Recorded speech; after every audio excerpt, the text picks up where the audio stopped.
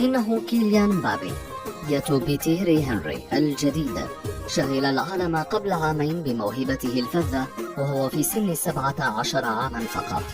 يبدو أن دوره قد حان للتربع على عرش الكرة العالمية وحمل المشعل من أسطورتي اللعبة ميسي ورونالدو.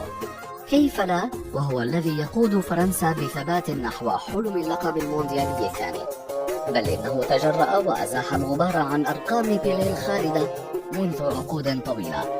إنه كيليان مبابي.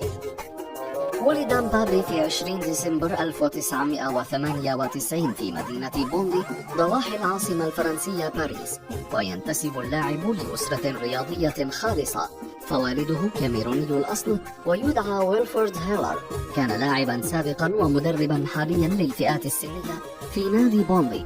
أما والدته فايزة لاماري ذات الأصول الجزائرية فكانت